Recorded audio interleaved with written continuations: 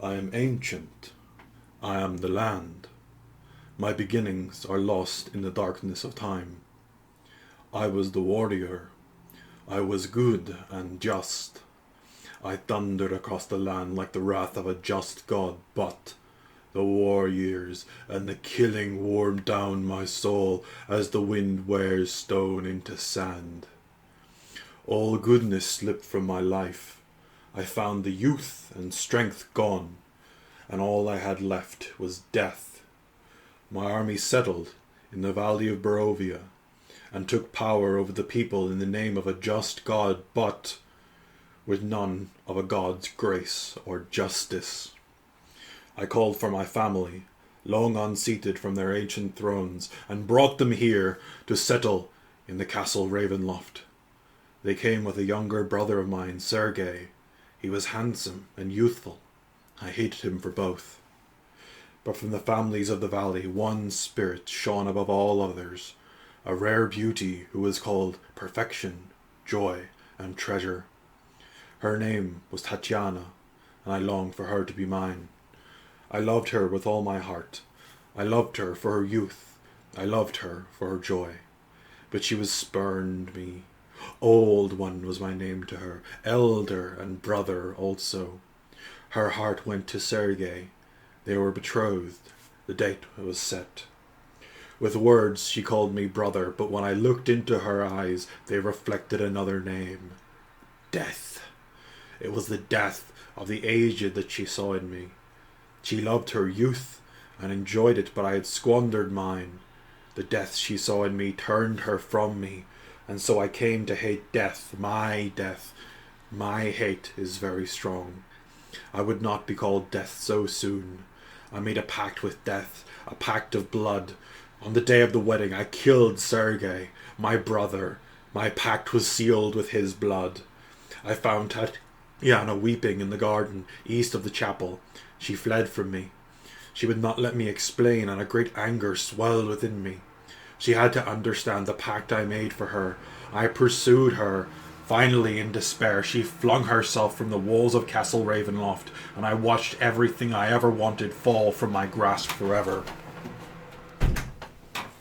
It was 1,000 feet through the mists. No trace of her was ever found. Not even I know her final fate. Arrows from the castle guard pierced me to my soul, but I did not die, nor did I live. I became undead forever. I have studied much since then. Vampire is my new name. I still lust for life and youth, and I cursed the living that took them from me.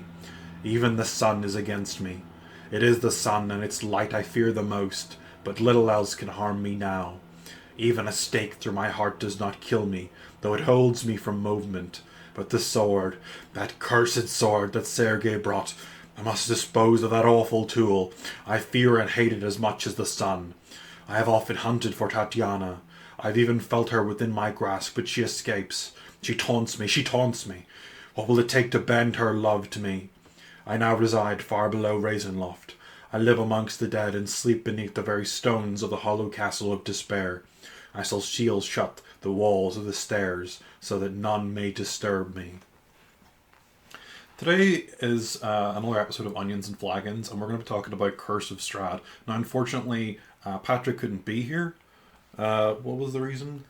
I think, last I was speaking to him anyway, he told me about these things called dream passages. I haven't heard anything of him since, so yeah, he probably lost in a hole somewhere.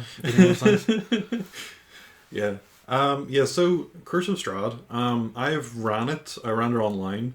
It was my lockdown campaign. I started it in like March of 2020. I got recommended it by a friend, and I just fell in love. I read the whole thing, like cover to cover, the first day that I got it, and I started like looking online. I started making notes, and eventually I ran it for a group of people. I had big ambitions of, because I watched a YouTuber called XP to Level 3. He's like a pretty big like sort of comedy skit and sort of D&D YouTuber, and he recommended starting at level 5. And I was looking around, and I decided to run the Waterdeep Dragon Heist in the winter one. which was a different module levels 1 to 5, and it actually ties in pretty well as a beginner introduction to Curse of Strahd, because it does have like a play where they act out the scenes shown in the little thematic intro I just gave you, with the whole story about Strahd and his brother and his lover. But then the entire group that I ran that for decided not to join the second one, so it was just sort of the best laid schemes of Mice and Men gang Athaglay. I wanted this like continuous story of level 5, level to 5, then 5 through 11 or whatever, and it ended up not working out. But we had a good time. Yeah, I've made a list of basically all the locations I want to talk about, but is there anything you want to start off with, or? Yeah, I suppose I'll just say I've also ran Curse of Strahd. Ran it about a year ago for my group. It's one of the best modules I've ever run. I really loved it. My players loved it. The entire thing just, it has a really unique atmosphere to it, which I love. Which, yeah, I'm happy to come and talk about it. I talk about it for free most weekends anyway, so why not? If you buy him a pint, he'll inevitably tell you about Curse of Strahd. Inevitably. It happens every time. So the first thing in the book that comes up is a little bit of introduction about the location, but then it gives you like several pages, like a dozen pages about the Taruka cards. Did you run the Taruka cards? It did run the Taruka cards, but I went with the suggestion that a lot of people in the community have, which is that you rig the Taruka cards. Yeah. Because although it's cool and it would be interesting to do a completely random on the fly roll of it, there's some really terrible locations on there for things like you do not want your players to get the Sun Sword in the Vistani camp immediately in Madamela's tent. That would be awful. We should probably explain what the Taruka cards represent. Yes. So there's these different like sort of magical items that are sort of like essential to, well, not essential, they're helpful in combat against Strahd. There is information about Strahd, like the thematic introduction that I narrated is the Tome of Strahd, and that gives you benefits. There's the Sun Sword, as you mentioned, which is basically like a fantasy lightsaber. And there's another one as well. The Amulet of Ravenkind? Yes. That's what it's called? Yes. And then there's also the Fated Ally. So the actual 3 items I did do randomly, and they worked out fine. It was all pretty like late game locations, which I liked. But the actual, I didn't tell my players this, and if they're watching us to find out now, the actual Fated Ally, I chose a Fated Ally for each of them. You're suggested to choose one for the party, but it was like, I had a party's member who was a paladin, so I chose the undead paladin from Argynvost as being his Fated Ally, and I just sort of went through all my characters. Like I had a player who wanted to play like a vampire hunter or a ranger, and I gave her Esmeralda, the vampire hunter, and I just sort of went through and I gave all my players a relevant ally who was like similar to them, partially because I wanted them to like learn from and get information and relate to these characters, but also because if they died, I wanted them to have an NPC they could just switch across to. Yeah, that's a good idea. I mean, for the whole party, I rigged it to be Esmeralda. Mm-hmm. I did use other NPCs in the campaign. Mm-hmm. They had help from Rictavio quite a bit, but I just let them decide who they wanted to really ally with, and I decided Esmeralda would be the best one for the card to read, as she's got experience hunting vampires, and she takes you to the far end of the map, so it's a good reason to explore. So. Yeah, I think whether you have her as a Fated Ally or not, Esmeralda is a good NPC to introduce to the characters, especially early on, so that she can just lower dump about the weaknesses of vampires and the lore about, Barovia. A lot of the denizens of like the various towns are quite hesitant to speak about Strahd, and they don't even want to utter his name. Yeah. And so there's very few people who will actually tell you details about Strahd, because the location, the characters and the NPCs that you'll find otherwise are either allied with him or so afraid of him to not speak about him. Yeah, no, definitely. I think, honestly, I think she's just a cool character in general. Anyway, she's got like 2 swords. I just think she's cool. Her art in the book's cool.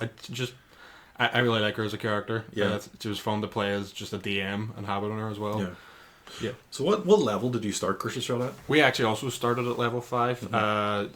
I put it up to my players before I started. I gave it a vote. We can, give them the option. We can start at level 1, run the Death House. Mm-hmm. We can start at level 3, or we can start at level 5. They all wanted to start at level 5. I just kind of warned them when I said that if you do start at level 5, then your leveling up is going to be less frequent. There's not going to be as the milestones are going to be fewer and farther between, but they're happy with that. They wanted to start at level 5. And in retrospect, it's a good idea because there's a lot of very deadly things quite early on in this module that were trouble even for a party of level 5s. I also started at level 5. I got them outside Kresk as being their starting location. Okay. Which is what XP to level 3 recommended, and I tried it and it worked out fine for us. The problem with starting in Barovia is, like, there's a couple of problems with that, but I'll just talk about the Death House because as soon as we're on it now. So the Death House I have ran as like a Halloween one-shot, and it was brutal. I had them start at level 3 because I didn't want them to have to level up during the one-shot, obviously. And then the final battle, I just fudged the dice and made it so they won. The actual battle against a Shambling Mound is a way too difficult encounter. I only had 3 players in that. Oh yeah, and you can imagine, like, you would need at least 5, I would say, to make it work with level 3 characters, because Shambling Mounds are CR5, I think. They're quite a difficult monster. A lot of hit points. I think they can grapple and stuff. If I'm correct, so that's dangerous for any level player. Kind of like a gelatinous cube where it like engulfs it. Yeah, and it sort of begins to like suffocate you, and they're a dangerous monster. If I were to run it again, I'd probably switch it out for something else. I don't know what I would switch it out for. Maybe like a zombie beholder or something, because that seems like it would work. I don't know. It's just a thought. But yeah, the Death House is a fun little sort of self-contained adventure, and it doesn't really relate too much to the overarching plot of Curse of Strahd. But it's a fun little one-shot, but I don't know if I would actually recommend starting with it. Yeah, I've never ran it personally. Yeah, so. And the people that I know have ran it. It just basically means that your players have put in a lot of time and prep into making characters, and they just get killed at level 1 or 2. Yeah, that's not fun for anybody. And because of how short the whole adventure is, you have to stop several times to level up. So if you just start with a level 3 character, you can get it down in about 4 hours. But if you had to stop in between to level up, you'd probably be there for like 2 or 3 sessions. Yeah. So yeah, that was the Death House. The next thing in the book that I made a note of were the Vistani. So I don't actually own the enhanced edition or whatever it's called, the revamped edition of Curse of Strahd. Do you know about this? Yeah, they remastered it a couple of years ago. As far as I'm aware, the changes are pretty minimal, mostly just in terms of how they address some of the words around the Vistani. Obviously, for those who don't know, the Vistani are coded to be Romani gypsies and kind of inherit some of the stereotypes that are with that. So I think they just wanted to make those a little less obvious in the book, or at the very least more open to interpretation. As written, the Vistani are at best unknowingly evil, at worst completely complicit in all of Strahd's crimes. Yeah, the problem with Vistani is that they were like earmarked as being completely evil aligned in the sort of cosmic, as a race, as though they were like demons or devils. Yeah. Whereas I think just reading it reads like they're neutral. You know? No, I agree. In the book, you can absolutely run some of the Vistani characters as neutral, and it works fine. So, like, some of them might be bad, but I don't think they're actually evil aligned. If that makes sense. One of the things that I was reading through, and this is a little thing that bothers me, is in Lake Zarovich, the L location. It's there's the whole process with the fisherman trying to drown a Vistani child. And I can read this out. It says, he was unable to catch a single fish for a week. He kidnapped Arabelle, which is the Vistani child, believing that the Vistani are lucky. He intends to sacrifice her at the lake, hoping it will give him some fish in return. So, like, obviously it's dark, and it's child sacrifice, but there's also an additional issue where just they're like sort of implying that Vistani are innately magical in the same way that, like, other monsters are. And it sort of depersonalizes them. Yeah, I think that's a fair point. My argument about that particular bit would be that is the ramblings of a drunken man who's like, that might not be true. At least in my running of Curse of Strahd, I read the people of Barovia to generally be quite racist and close-minded because they don't see many people from outside. Yeah, that's true. So I think that is open to interpretation, but I get why they wanted to clarify that for the revamped edition. Like, if I were to run it again, I'd probably switch it out for a Dusk Elf. Yeah, I feel like that could make more sense. Yeah, and the only problem with the Dusk Elf is that there are no Dusk Elf children because all the females were killed by Strahd. So this Dusk Elf would be being killed as an adult because there are no children because all the females are killed. But I don't know, you could just have them come from outside from a different part of the Domains of Dread where it actually they actually do exist, because it's a race that is innately magical. They're elves. They're associated with magic, and you could reasonably say that this fisherman would want to kill this as a sacrifice to get fish. Yeah. I don't know. That's personally a change I would make. Yeah, yeah. I think I hope we covered that well. Yeah, that's definitely worth considering how to portray the Vistani, because it might be sensitive to your players, and I 100% get why. Yeah. The next part of the book, like canonic, like just as you read through it, it goes Death House, like background about like different races like the Vistani, and then it just drops you Castle Ravenloft as one of the first things you read. Castle Ravenloft should not be, as a DM, it should not be one of the first things you read. You should leave it until you need to. It's a very dense, very thick dungeon, which has a lot of plot hooks in it, a lot of detail in it, a lot of very complicated traps. Yeah. It took me many rereads to kind of feel like I had a understanding just of the basic topography of the castle, let alone what was actually happening. Yeah, I counted 7, maybe 8 floors. It's a mega dungeon, basically. Yeah, there's, I believe 6 pages dedicated to what's in some catacombs or something. It's absurdly detailed. Yeah, Castle Ravenloft. To me, I think the player should visit Castle Ravenloft many times throughout their campaign. Yeah, at least a few times. Yeah. There's a thing that in the book does I think is interesting, which is that Strahd invites the players to dinner at certain points in the campaign. It suggests that he can do this, and they get this sort of little parlay with this big bad evil guy, and it's interesting because they're being brought into a place that is just like steeped with history and also danger. Like as you walk through the front door, there's like 6 dragons. Yeah, the heads. Yeah, they're staring at you as you walk in. And the creepy butler. Yeah, and the creepy butler, and you're brought into like a dining room, and you're all given like beer, wine, and food, and lush and lavish, and he gives you like a long speech. It's really interesting. It's not something I've seen before. It's well worth doing it. It is worth noting that the book specifically mentions that Strahd's invite is kind of intended as a trap. I would, for the first time, I would run it genuine, like have it Strahd feeling out the players.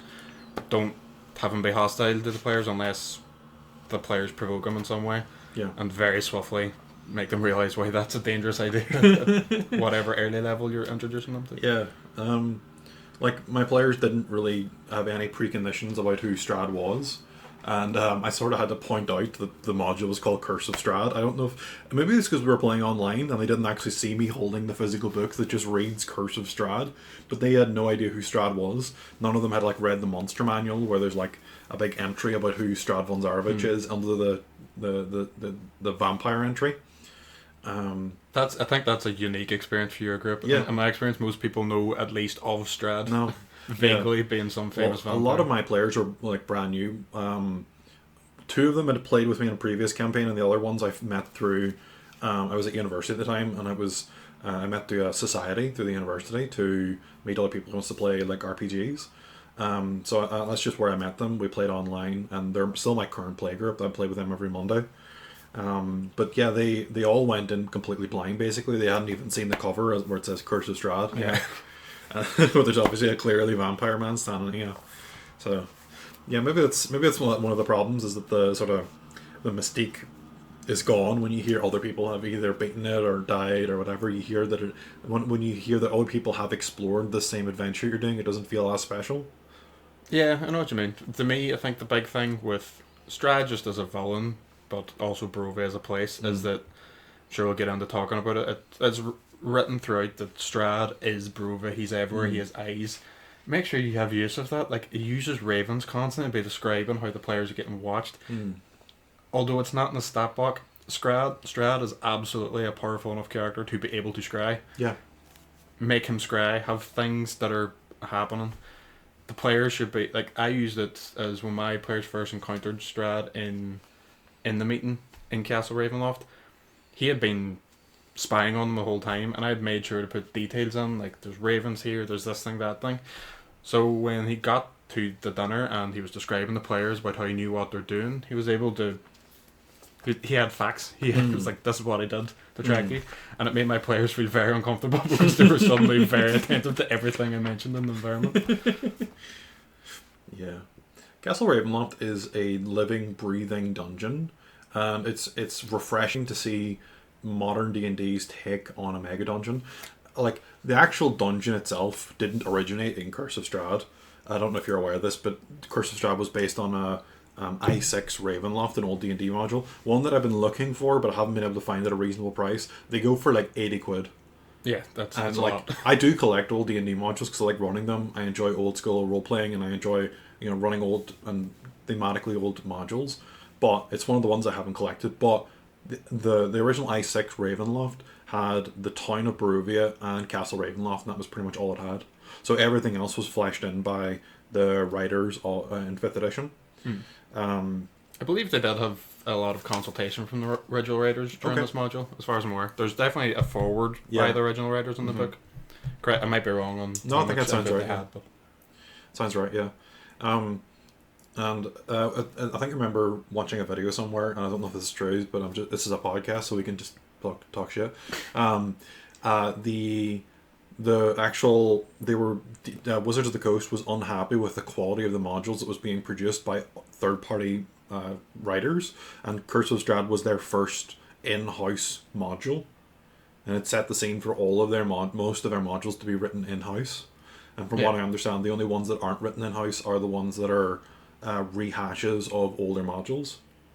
Yeah, and they have a lot of and even now a lot of the anthologies are written by different authors, but I think that's different books. It's an anthology. I think you may be right. I'm not 100% sure on the timeline off the top of my head, but I believe the only 5th edition published adventures before Curse of Strahd were the Tyranny of Dragons and the Temple of the Elemental Evil. Yeah, the duopoly of those two, which I've never ran, but has very mixed reviews. So yeah, I've heard bad things. Why.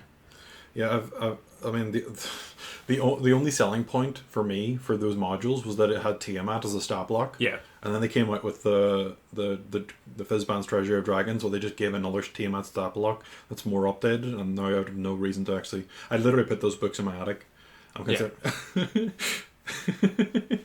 nothing of use in them really. So in my notes, the next thing I've got down is the Mad Mage. Did you run the Mad Mage? Did run the Mad Mage mainly because I thought it was funny.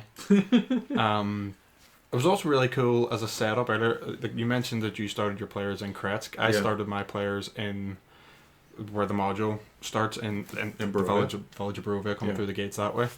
So it was a cool kind of setup that they heard about this Mad Mage from the camp Madameva, and they were able to see the scene where he would have fought Strahd as they're coming through. It set him up quite well. And I think there was only one of my players who maybe knew who Mordenkainen actually was. Yeah. The rest of them had this almost exactly like the moment in the D&D movie where they don't understand the name and they're like, Morty Caban who? That was literally my party. So it was. But yeah, I thought it was funny. It was cool. It also, if I get on to it later, tied on the backstory of one of my players who was a wizard who was looking for someone to learn some magic from. So who better to learn magic from than Mordenkainen? Yeah. So yeah, it was cool. It was a nice detour, and it was just fun for me to run Mordenkainen in the campaign, and also explain to them that I did not make this up. This is in the book. Yeah. So yeah, the one of my players was a wizard, and so I made Mordenkainen his fated ally. And my players had just finished. They had finished the Amber Temple. And I basically just said to them, do you want another dungeon before you finish the campaign? And they were like, yes, please. So I took an old module called White Plume Mountain, which I believe they've republished in the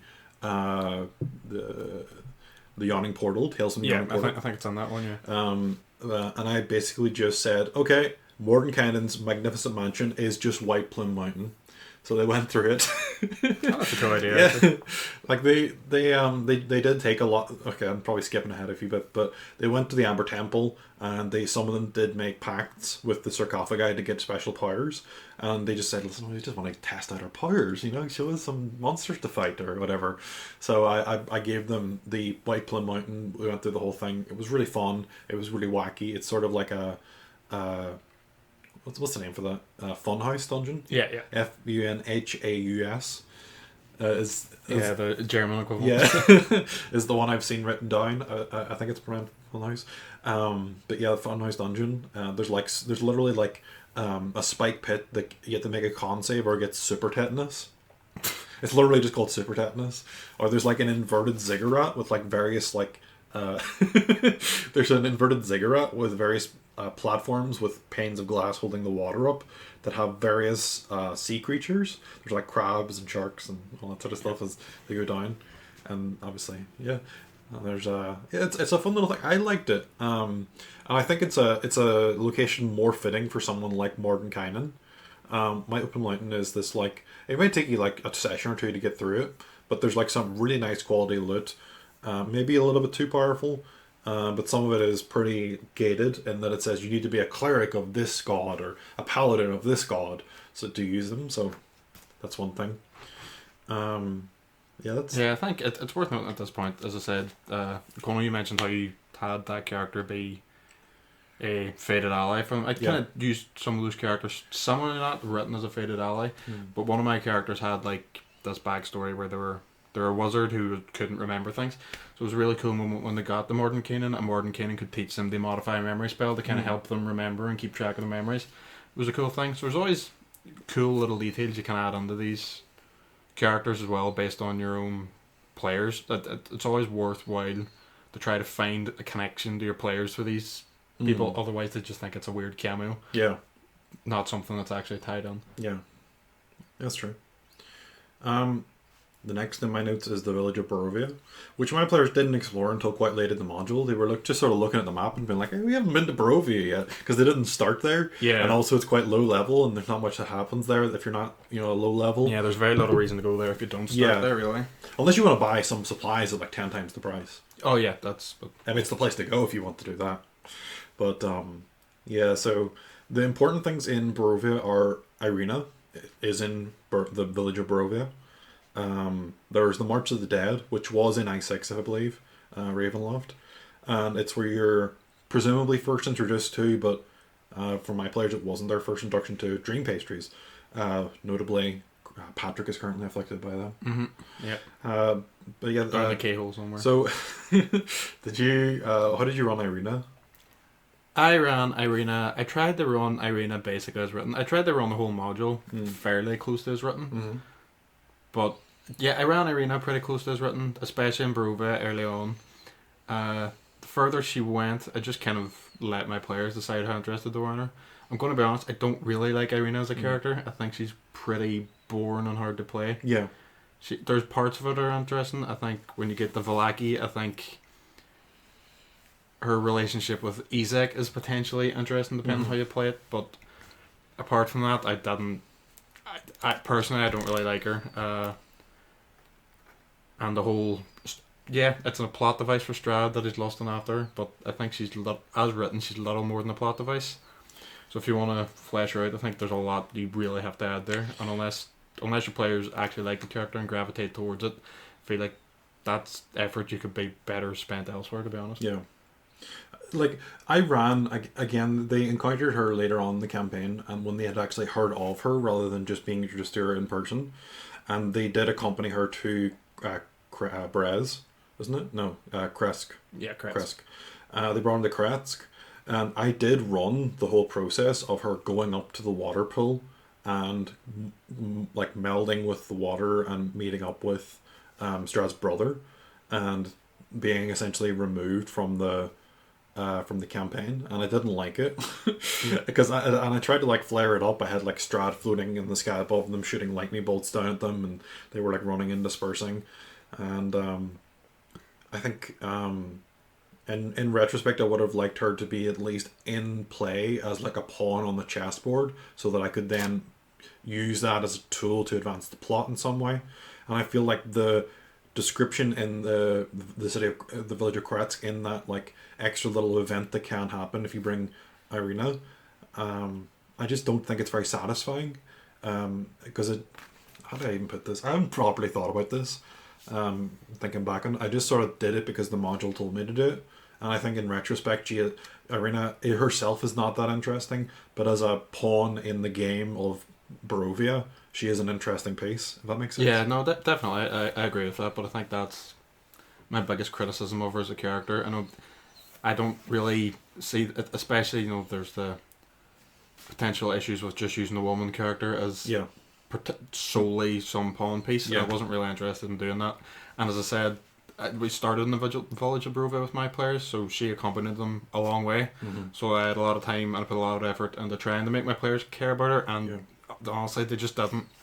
So I kind of just, I tied her in when it was important. I made sure that Strahd was aware of her and that the players knew that they couldn't necessarily just abandon her and forget about her.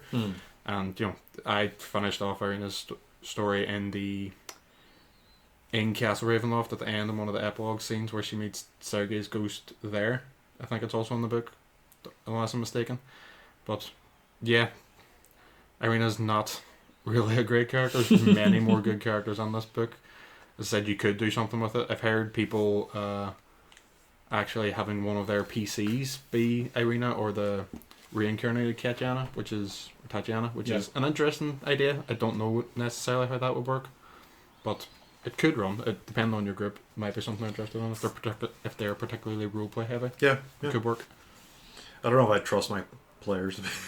And then the problem is if they die, then she's no longer in play in the hypothetical game of chess that we're describing. Yeah, that's correct.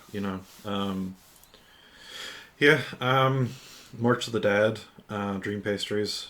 Dream Pastries are an interesting thing. One of my players did get addicted to them during play, and I don't think it was ever even revealed what they really were to the party, because they were such high level, they didn't really want to talk to the witches at the old Bone Grinder. They just sort of killed them before they got a chance to explain what was going on. Oh, okay. Yeah.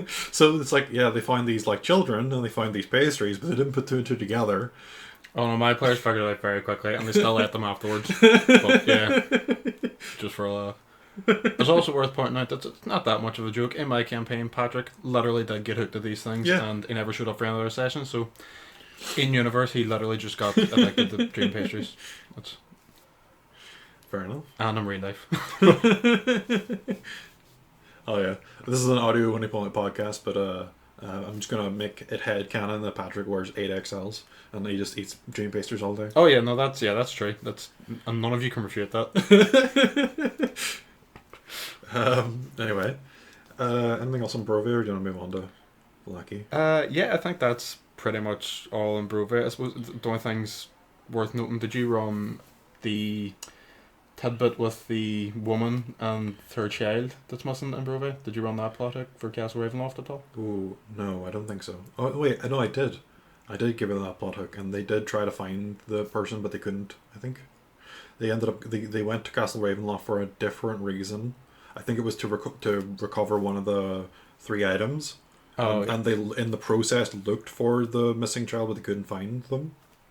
Yeah, that was similar with my players. They found the plot hook, but again, Castle Ravenloft is that big of a maze that they were never able to find the girl in the castle. So yeah. Didn't really do much. Yeah, it's been quite a few years since I've ran this. I'm a little bit rusty. I did have to reread the module and make notes and stuff of this episode. So the next thing I want to talk about is Vallaki, which is sort of like the main hub of Barovia. So one of the changes that I made is there's a Reddit user called MandyMod, and she made a popular adaptation or sort of take on Curse of Strahd, where she added in various bits. And one of the parts that I really liked that I added, that my players loved, was the St. Andrew's Orphanage. So there was the Bones of St. Andrew, which is like listed in Vallaki as one of the events where the bones are stolen, and then you have to go and recover them from the coffin maker, fighting a load of vampire spawn, and you just return them. In this, it expands that there is like an orphanage that the boy who stole the bones was like trying to help, and in the process there was a orphan who was possessed by a demon, and the party had to like fight that demon. We had a funny part where one of the party members tried to like intimidate a child to like give information, and she rolled a nat 20, And I was like, what can I do? It's funny here. And it's like, yeah, the child has a heart attack and dies. That's fitting for Barovia. Yeah, it works. Yeah, The players loved it. And yeah. yeah, bro. That was constant. Yeah, child death. It's part of Ravenloft. But yeah, adding in that extra addendum with the orphanage, and I quite enjoyed. My players really enjoyed it. And we had a big battle where it was the first time they got into combat with Strahd, where they weren't able to recover the bones, and so Strahd and his minions attacked the church of St. Andrel. And I had this whole process where like they were in like the main there was like a central area with pews, glass windows around, and a long corridor leading up to it, and Strahd was standing at the end of the long corridor shooting gusts of wind down to stop the players from leaving. And through all the windows were like vampire spawn and zombies and minions and skeletons just coming through the windows. And there were like all these like commoners who were like armed with like a club or like a bit of wood, and they were trying to smash it. It was just a bloodbath. The whole place was littered in bodies, and none of the players died, luckily. And Strahd escaped, but that was their first like combat with Strahd, and they were so worried because it was just him shooting spells, casting cantrips at them. He wasn't even like getting into melee, and he was just sort of like being a wizard, like a crowd control wizard, like controlling the battlefield, casting this spell to sort of hem you in. It was a really fun battle, and I think it's one of my favorite battles that I've ever ran. And my players were really excited by it because it was just non-stop. There was wave after wave of these enemies coming in. I really enjoyed it. That was probably my favorite part about Flaky, was that whole process. And although it's like you're given like rules, and you're told, you know, that if the bones are not sanctified and if it's not hollow ground, then this happens. But having to actually run the combat was just so much fun, and so much fun to prepare. Yeah, I didn't run that as a very popular mod for the campaign, but I decided not to run it, so I didn't. But yeah, it's absolutely something you can do. Again, just in general, Curse of Strahd, because of how popular it is, there's many good additions that people have done. Mandy mods are very popular. Yeah. A couple of other ones that are out there. But yeah, there's a lot of great resources that if you want to expand or add things up if you're on this. This is not a third-party podcast, though. We're mainly talking about the book as written. I felt like I had to talk about that because it was probably the biggest change that I made to the module, was just adding in the St. Andrew's orphanage, and my players really enjoyed it, so I thought I'd like share that information. There's lots of stuff that happens in Vallaki. I don't know if we're not really like a story time place where we can just tell our stories about like what happened, but like there's the Burgomaster's mansion, which I thought was fun. Wachter House, the coffin maker's shop, which we talked on, is no fun, is no Blinsky. Oh yeah, forgot about that guy. And the Vistani camp is all listed under locations in Vallaki. There's lots of NPCs. There's lots of fun to have. It's probably It's definitely one of the most dense areas. Yeah. Like, I think in total, I think my whole campaign, I think, ran about 24 sessions, thereabouts. I think about 5, maybe even 6 of them were almost entirely in Vallaki. Yeah. There's so much to do, and there's so much reasons to come back to it over the course of the campaign. Yeah. I think the way I ran it, and I think the way I would suggest run it, is the first time the players come to Vallaki, you should try and do a lot of it. Yeah. And have really tie up and build up the Festival of the Blazing Sun, which will be happening in a few days in town from when they arrive. Yeah. I think that is one of the best opportunities that Vallaki has, because although it's kind of written as this thing where things can go wrong, I think it's really shines if you use it as a foil to whatever your players do. Whatever your players decide to do in Vallaki, make sure you bring it back and turn it on their heads. At the festival, it can be really fun. Like an example, what I did was my players found the bones of St. Andrel and rescued, were able to clear the name properly of the coffin maker and the boy who digs them up. But you know, when it gets round to the Festival of the Blazing Sun in a few days, because the Burgomaster's an egomaniac, well, who's on funeral pyres in the middle of the town square? Well, there you go. You saved them, but... So, yeah, my players got involved, and it very quickly turned into a bloodbath. I think they realised when one spell killed 5 guards, they were in the wrong. But yeah, it was very fun. I was able to use that as a moment when, in the chaos, Izek came and kidnapped Irina, so that they had that moment. and there was the Rictavio's tiger was on the loose, and there was a lot of things happening at once, and getting pulled in a lot of different directions. But yeah, Vlaki's a very, very cool place. There's also the potential in Vlaki that my players actually did, because they somehow found the 2 lines in the book which reference him. But Strahd's alter ego, I can't remember the name of the character off the top of my head. I don't either. The guy he disguises himself as to go about his I can Google it. My players somehow found only 2 notes in the book that reference him. Somehow.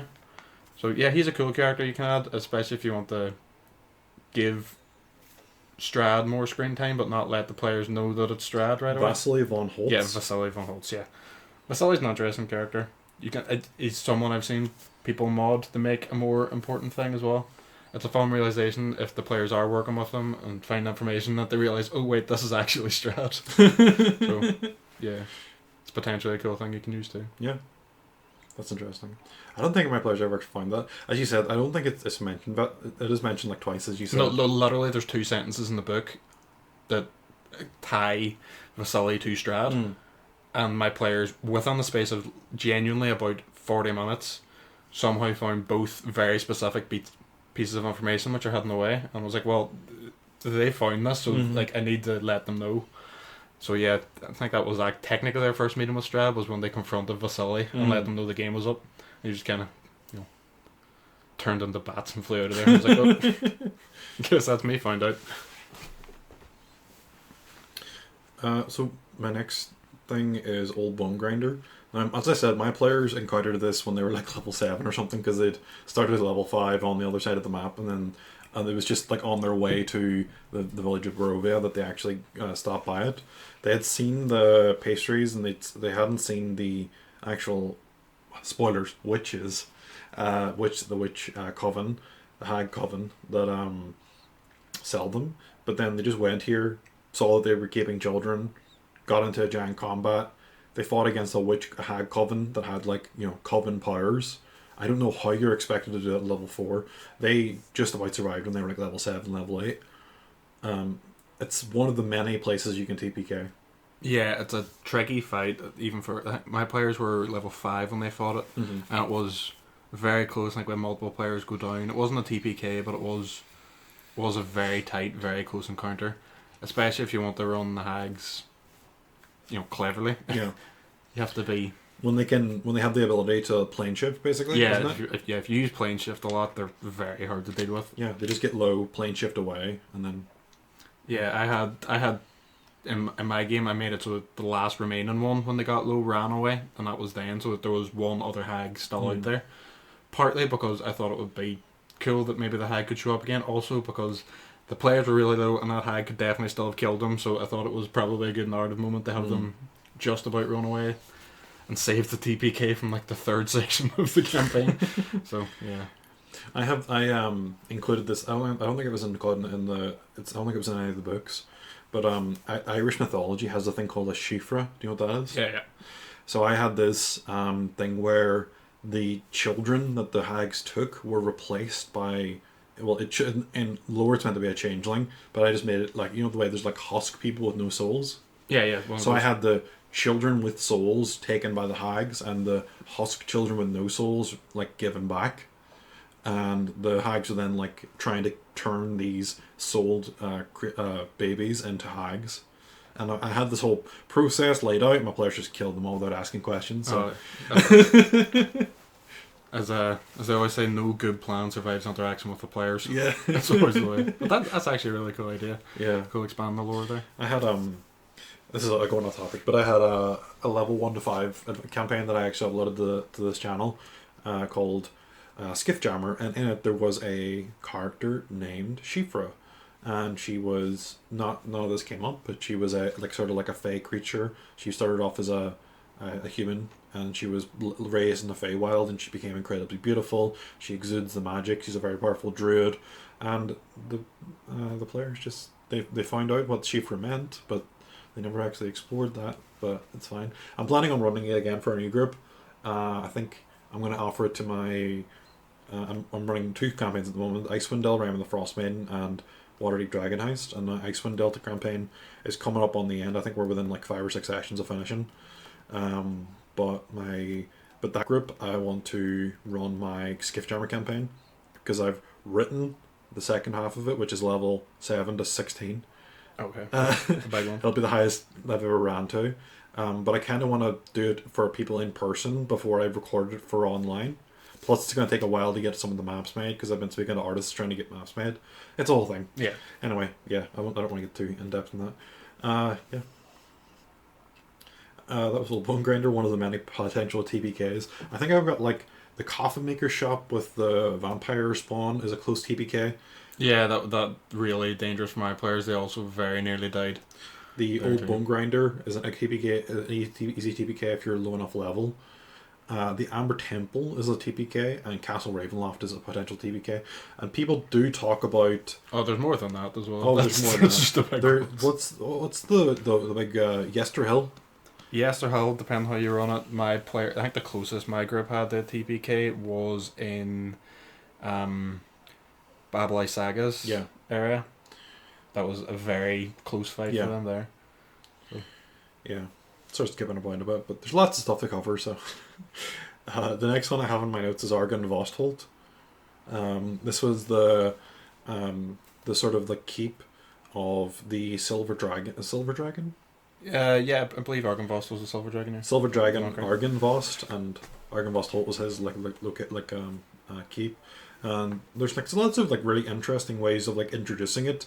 Like if you're making your way through Berez, I think there's like a list of encounters where it's like you see this old battle waging as you're like traversing through the marshes. Oh yeah, you'd see the ghosts. You see the ghosts of this like old battle, and you're able to sort of like sort of see this like dragon flying overhead, and it like rests down, and you can like sort of see Argynvost just sort of through the clearing fog, and that's like one way of introducing it. I don't remember how my players found out about it, but they did go. Did your players sanctify Argynvost by taking the skull back to Argynvost? They did not, mainly because by the time they kind of went back there and they found it, they were kind of gearing up to kill Strahd, so Okay. I don't think they really wanted to go back. I tried to get them to do it and maybe go back, but yeah, they didn't want to do it. I think also they ran into the issue of the difficult practicality of bringing a giant 30-pound skull. More than 30. Is it like 300? I don't know. It's a it's big ass skull. Big skull. Out of Castle Ravenloft. So, To me, to you, to me, to Yeah. you. it definitely would have been a cool moment, and it's something I wanted them to do, and I kind of planned them for them to do it, but they didn't bite. What happened? I did a common DM change that I've read online. I'm not going to claim this is mine, but the players sanctified it. They brought the skull back. They got this like AC bonus or something for like doing Yeah, I that. think you get AC bonus, yeah. And then suddenly they just stopped feeling as magical, and the AC bonus went away. And they were like, "I wonder what that is." And it was right before their final battle with Strahd. And then it's like Strahd like dips. Argynvost as a Draco Lich comes and fights them. Oh, okay. Like just like a skeletal dragon. So in their final battle, they fought Argynvost as a Draco Lich who was sort of like possessed by Strahd or whatever. I don't know. I didn't really explain it. I didn't really have to. It was just a dragon. So fight the dragon. It's D&D Dungeons and Dragons. So they fought the dragon, then they fought Strahd, and that was pretty much the end. But I don't want to spoil too much. We come to that when we get to Amber Temple. Yeah, Argynvost is a cool place. So there's a lot of little tricks and mind games you can play on your players on there with like the statues that always look like one of your players. Really creep my players out. There was one place, here, Area Q25. I don't know if your players got this. It's like a trap where you walk down and there's like a door that slides down and it locks the party in two, separating them from the incorporeal undead. I don't know if you remember this. I do. I can't remember. I think my players did get trapped on it, but I can't remember the details of maybe how they got out of it. Now, for me, it was my probably most memorable thing about Argynvost because it was it was where they met the paladin who was one of the fated allies. But then this little encounter was really scary, and they were like screaming, and they were like, "Oh my god, what are we gonna do?" Because there's all these like incorporeal undead like flying in and out through the walls, like coming in, attacking, leaving. Then you try to swipe at them, and it just had a wall, that sort of way. Yeah. It was really fun, and I don't think they had silvered weapons or magical weapons, so there was these like incorporeally undead that they weren't doing any damage to, basically. Oh yeah. So they had to like rely on magic. It was fun. When my players got there, I think they pretty much all had silvered weapons and magic weapons by this point in the campaign. So Argynvost wasn't really a challenge for them, Yeah, particularly, but it was still a cool area. yeah. Next is Kresk. This was the first place that my players came to, but they weren't permitted to enter. So how did your... Do you want to talk about Kresk? Like, did you like it? Yeah, I really liked Kresk. Kresk was one of the scenes of one of the most memorable moments in my campaign, in which, for me, Barovia as a whole is about challenging your players, or well, more specifically, challenging your player characters and making them doubt themselves and the preconceptions they have. And my players were very good at playing ball with that. And I think Kresk was, by the time they got there, where all this stuff came to head and they were really doubting themselves and were like, they had the "are we the baddies" moment, granted, because I think they did kill a lot of the mongrel folk and felt really bad about it and had genuinely about a 40-minute discussion about the ethics and how they would withhold it, and it got very heated to the point that one of my players turned around and was like, "Wait, are we having this argument in D&D or in real life?" Which to me was a blazing success. So I was like, Curse of Strahd is working. But yeah, it's a really cool area. It's where it's where as written, where I have my players meet Esmeralda. So it is. There's some cool little details there. It's about where they probably find out about the specifics of how the souls work in the bodies. That certain bodies are born without souls and some are. Yeah, and also I think the Abbot is a cool character and a cool encounter if they want to fight him. So the problem with the Abbot was that I had a player who was like a fighter, and she had this ability where she could like point at someone and she gets to find out their AC and their hit points. Okay. So she asked what the Abbot's stats were, and I was like, yeah, he's got like 200 something HP. She's like, he has what now? Yeah, this guy's a diva. What? And then with the Paladin was like, I guess I use Divine Sense. And I was like, Celestial. And it just spoiled the entire, yeah. I had to tell them because they just had these abilities, so it would be like rude not to. But yeah, they had these abilities, and they basically found out that the Abbot was a Deva before they like really properly got introduced to him, because they just on a whim used their abilities to find out their stats. So yeah, I can't remember the specifics of how my players found out, but they confronted him anyway. So I think they were basically confronting him about what it how help he should be. Yeah. And they got into fisticuffs over it and they won. Yeah. But as happens in D&D. But yeah, he's a cool character. So especially I remember the look of shock on my player's face when did the reveal and he brings off his clothes and he's got a giant wings and he starts sprouting radiance and they're like, oh no, boss music plays. What are we doing? Didn't expect that one. Yeah, it's a really interesting location, and it was expanded on in Mandy Mod. That I did change some things where there was like an entire plot hook where there was this like animal pen that was like let open by this this like man who was like dumb basically, and it had this entire plot line where the entire village was sort of falling to pieces. My players got really involved in it. To be honest, I didn't properly look it up to sort of refresh my memory, but I remember our players really enjoying that. So if you are considering running Curse of Strahd, I would recommend reading the Mandy Mod entries on the Abbey of St. Markovia and Kretz more generally. It's really good stuff. But the whole idea of like mongrel folk, of these like eldritch horrors almost, there's like there's almost like body horror. Yeah, body horror kind of thing it's described by. I don't really know how I feel about them, because on one hand it's like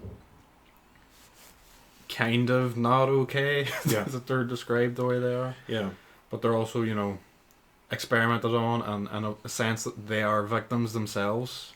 So they are. One of the issues I have is it's almost like an allegory for like mental illness. And, I think and like mental asylums, where like instead of being these like mental issues that people struggle with, it is like physical marks and physical like deformations. I don't know what the right word is, but like mutations or I'm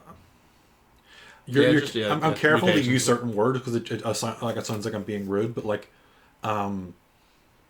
it's just like it is a certain type of horror that is unique to this area, and it's unique to RPGs that I've seen. I mean, I've read lots of RPGs. This is the first time I've seen this kind of body horror where it's so personified, where you get them, they have names, they have like areas they live.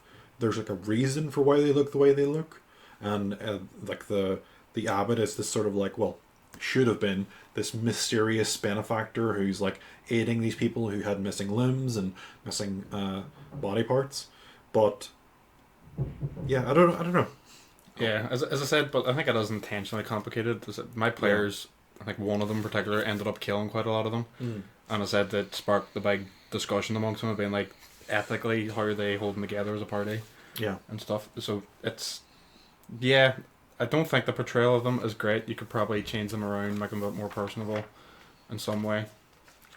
You can maybe, they don't need to be evil or as tricksy or as weird as they are necessarily portrayed, but yeah, I think it's just that like there are the mongrel folk, which are these like people who have been disfigured, who have then been reconfigured, I guess is the word, to look at like animal traits.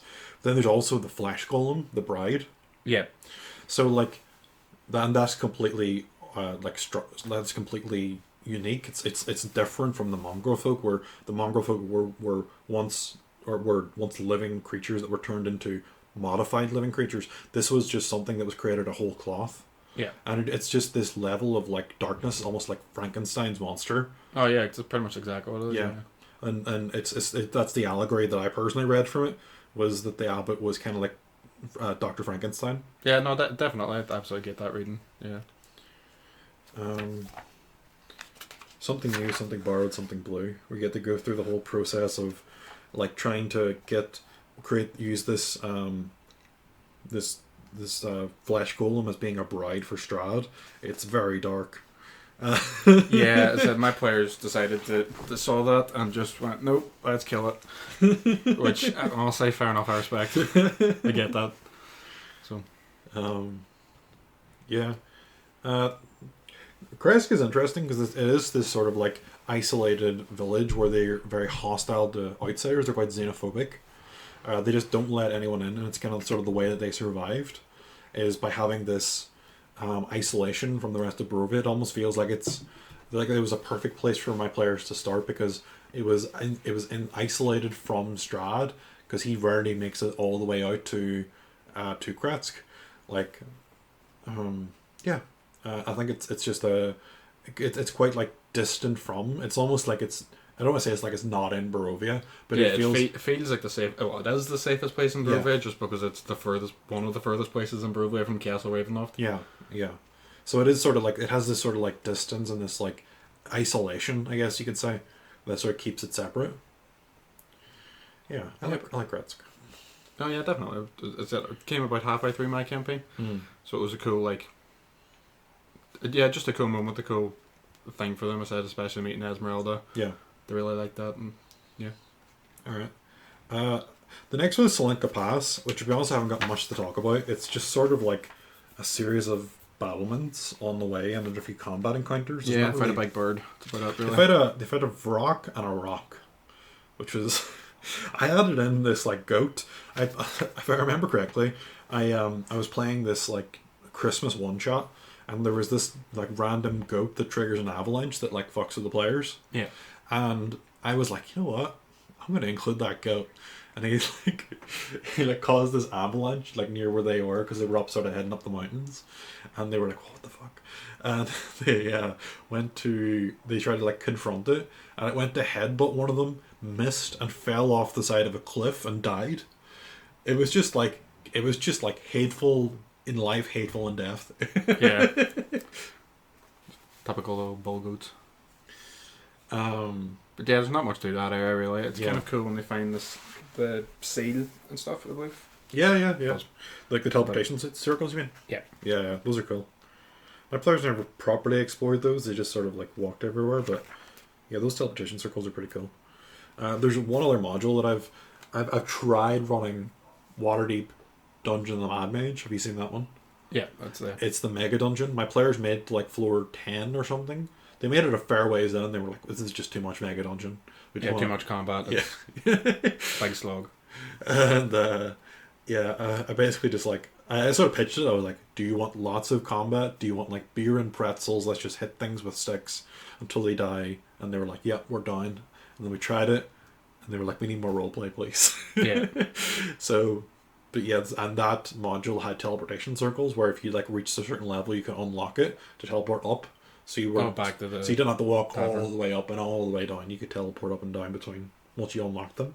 Oh, that's good, yeah. Next in the book is the Ruins of Berez. This, I quite like how it's like Baba Lysaga claims to be the mother of Strahd, and my players genuinely thought that she was Strahd's mother. Yeah, my players didn't buy that at all, really. Well, they did refer to him. So my players referred to Strahd. They heard that Strahd can like eavesdrop when you say his name, so they just call him the bitch. Okay, so he wouldn't. So he wouldn't eavesdrop, and so they called Baba Lysaga the bitch's mom. Okay, fair enough. Yeah, I suppose at that point it's probably worth me mentioning one of the biggest changes I made to the module, because it does tie in the here and a cool moment I had here. It'll tie up more when we get later to the Amber Temple. Yeah. But the only real change I made to the lore was the fact that one of my players wanted to find their other player character in Brovia, which essentially that other character they're looking to find to tie in the different campaign is a half-elf. Yeah. Now, if you've read the book, there's not many options for how someone can even be a half-elf in Brovia. It's very limited. So I had them essentially be some kind of bastard magical child of Strahd and Patrina Velikovna that even Strahd doesn't know about. That Patrina made when she went to the Dark Powers before she told Strahd about it. Okay. So there was a really cool moment in the campaign when you get to Berez and you see the illusory baby that Baba Lysaga has, that I was able to go to my player. So you go up to that and you recognize it and you notice the baby is actually, I want you to describe it for me, because it's your character from the other campaign as a baby, and my character, and he got like really into it, was role playing it and gave it everything, and as soon as he described that he touched it, I was like, your hands go straight through as an illusion. He nearly cried. It was really cruel, but hey, it worked. I don't know if I've made a player cry at D&D. He didn't literally cry. Okay. But it was probably the closest I've ever seen someone come to it. I felt really bad about it. Because it wasn't something I planned. I literally I thought of it in the moment. In the moment, and it was like, oh no, I shouldn't have done that. It's so dark. Yeah, but it is a cool area. So it's a very big area. Yeah, especially if you run it with the map that comes with the module. It's absolutely huge. Yeah, some of the scales on the maps are ridiculous. I kind of want to jump forward just because we're on that topic. Have you seen the Yester Hill map? How big that is? The Yester Hill map? Yeah, it's if you include all the mounds. No. Each square is 50 feet. Oh yeah, yeah. Yeah, like I'll skip forward to it. Like when I first read it, I assumed each was 5, but when my players were like running through it, it was like, yeah, each square is 50 feet. They were like, look at the bottom right hand corner. They noticed it before I did, and I was the one who had to be running the module. Yeah, I had to make a separate map for a fight they had at the top of the hill because it was so big. I can't find Yester Hill one. Anyway, yeah, no, but it's one of the bigger maps on there, especially the. Keep talking. I'm looking. Basically, so much of it is difficult terrain. Oh yeah. Oh, there we go. It is. Yeah. So each square is 50 feet, which is ridiculous when you think about like players move like 30 feet per round or whatever. So that they were like chasing. I'm pointing at the map, and it makes sense to us. So you actually hold on. No, I don't actually have it. I don't have it. I have the map in Brovia, which we haven't switched to. We're like an hour in, but we're. Yeah, there you go. There's a map of Brovia. The map of Yesterhill, there's like the Gulthias tree in the middle, which is like animated by this like magical amber stone, and it begins making its way down towards the Wizard of Wines, and they were like fighting it, and it was a pretty like rough battle, to be honest. But just the scale of the map just was not feasible, because players were only moving 30 feet per round, so that if they wanted to move like as fast as the Gulthias tree, they'd have to like use their entire action to dash. Yeah. you know, Unless you're a rogue, you're not getting any economy out of that. none of them were rogues. So actually, one of them had 1 level in rogue, but Yeah. they don't. It was the wizard. I advised him against it, and he regretted it. Exactly. No. He did 4 levels of wizard and 1 level of rogue, and I said that's the dumbest thing you could have possibly done. At least get level 5 so you can get a level 3 spells, and then you can multiclass if you want. But he was like, no, I want to do it. So Nathan, if you're listening, you made it this far. I'm on to you. But yeah, Perez. We're sort of jumping around. Yeah. I like Perez. It's got a cool atmosphere to it, especially when you find the scarecrows, which creep my players out quite a bit. I really like the animosity between the scarecrows and the ravens, or whatever it was. Yeah. It's so like classical. You know, this like natural dichotomy that we see in the physical world of like birds versus scarecrows, but to see them as like, well, one of them as being were-ravens and one of them being like scarecrows in the D&D sense, where they animate and they can attack. It's really cool. Yeah, it was kind of silly, but it was fun. It is pretty silly, yeah, and it's one of the more like lighthearted. I don't know. It is mortal battle, but it's one of the more lighthearted. Yeah, sort of. the very funny moment where one of my players with one of the were-ravens was essentially trying to like herd the scarecrows. It was very funny. They're essentially using like the were-raven almost as like a sheepdog for scarecrows. It was very funny. Yeah, but apart from that, as I think we mentioned earlier, the fight with Babylon Saga has a potential to be a TPK. Yeah. Especially because the big tree is very deadly. Yeah. So it is, and can kill people very quickly if you're not careful. Unless you hold back as a DM, it is very, very dangerous. I believe she has... What's the name of the spell? I'm blanking on the name of the spell, but... Lightning Bolt, is it? Okay, that's a spell, yeah. Yeah, the level 3 spell goes in a line and does a lot of damage. So, you know, you can... if you roll well on some spells, you can like half health your players in one hit, sometimes with her, so it's very dangerous.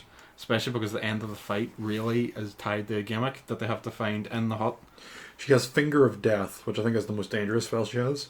Which, if I'm not mistaken, does like 60 damage or something. Like that, yeah. And if they die, they're permanently dead. Yeah. Something like that. Yeah, I opened the fight with that.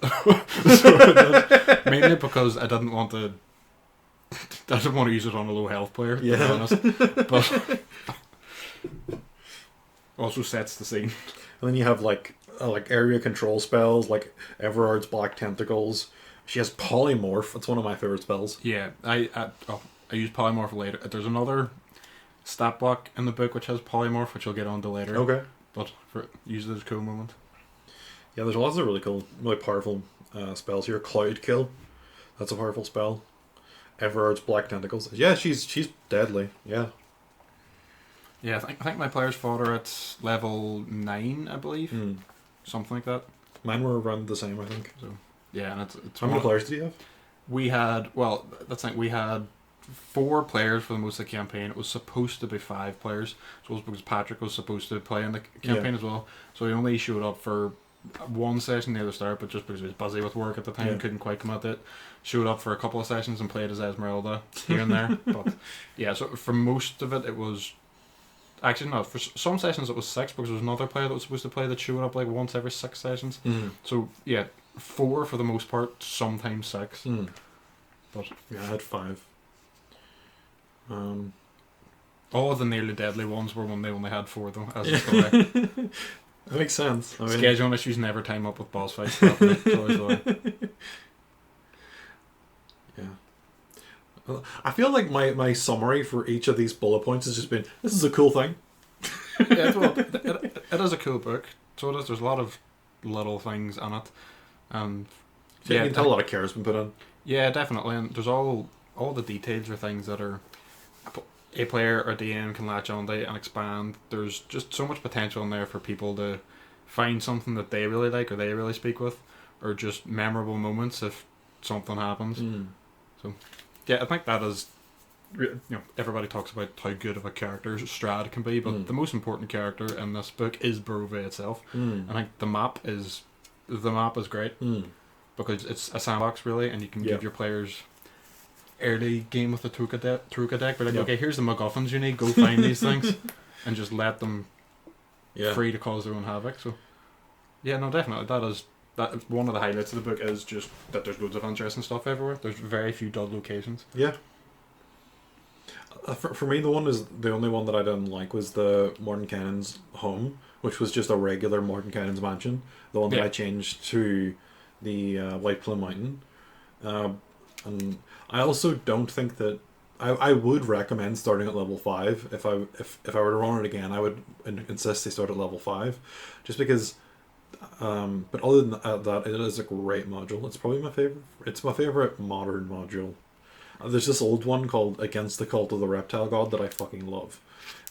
It's this like, we're off on a tangent here, but it's this like sort of like, you go to this village with people disappearing, and there's like a social encounter, sort of not murder mystery, but disappearance mystery. There's lots of different clues. There's 2 dungeons and a big boss battle against a Naga.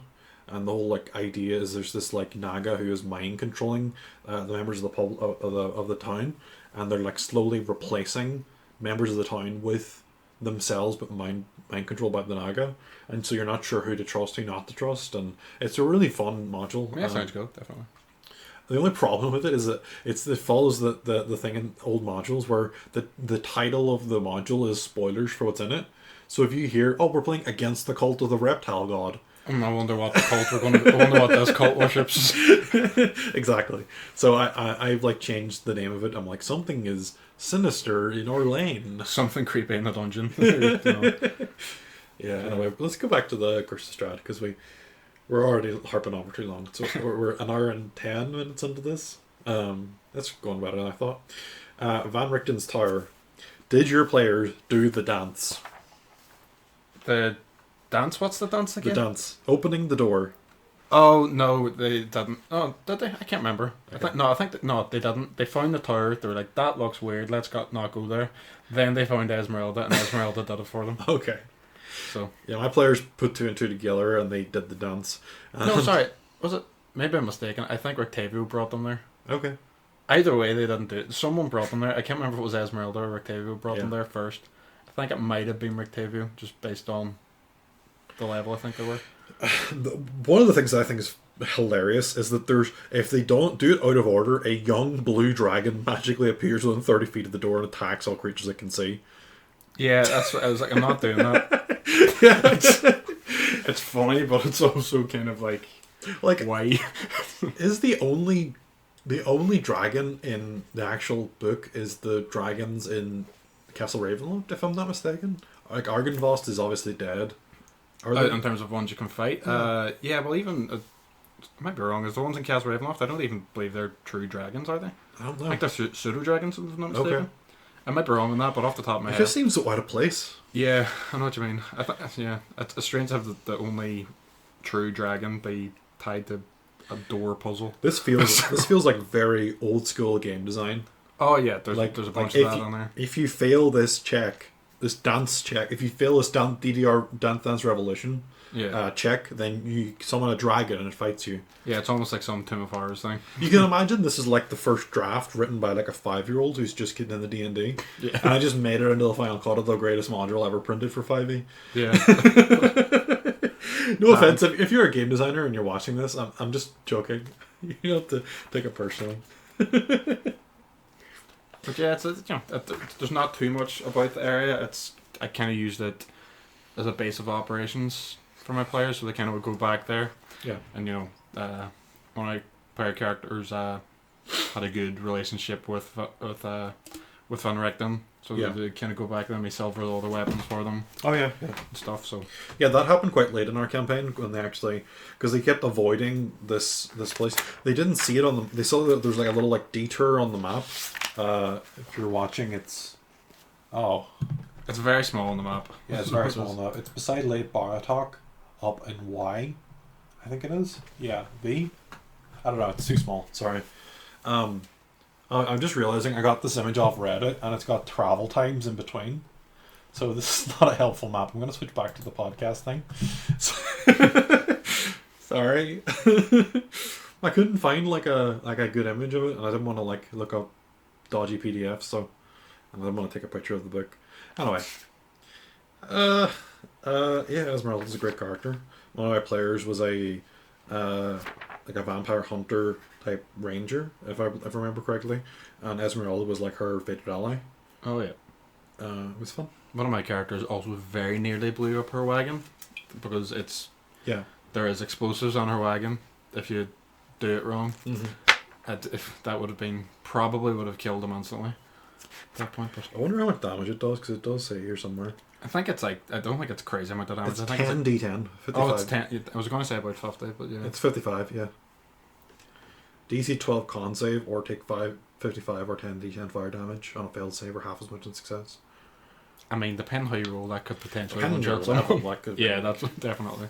like if you've had like a little scuffle with some werewolves or something, that's Yeah. that's a Yeah, if you haven't long rested before coming Yeah. in. It's dangerous. Next in the book is Wizard of Wines. I loved the Marikal family. I loved how they were like connected to the inn in Valaki. How there was this like like in the same way that you get like you hear about spy networks in like old school fantasy settings. Like you hear about like ravens passing signals in Game of Thrones, and you're like, oh, it's so cool. But then in Curse of Strahd, it's ravens passing signals. It's just, Yeah. but it goes under the radar somehow. And whereas in Game of Thrones, everyone, it's like an open secret that they use these ravens to, or like pigeons or whatever Communicate, yeah. to communicate. But in Ravenloft, because it's were ravens as opposed to ravens, they actually just speak instead of carrying notes. So it's a lot more like localized as to who knows. Yeah. No, definitely. I really like the Murdercops. I think they're a really interesting group as well. That they're almost like the leaders of the resistance against Strahd nearly by default. There's a cool family dynamic on there, so there is, which you can tie in. They're just also, when my players found out that were-ravens exist, they were just really excited by the prospect. They're like, what's a were-raven? That's cool. You know what I mean? It's just something cool about them. I've got a tangent again. I'm sorry, but it's just something that I read somewhere. Someone said the greatest siege weapon is a werewolf, because werewolves are immune to bludgeoning damage from non-magical sources. So if you just load a werewolf into a catapult and fire it at something, it hits it, does no damage to it, and then it's a combatant. Oh. Load your trebuchets with werewolves. Yeah, exactly. Essentially.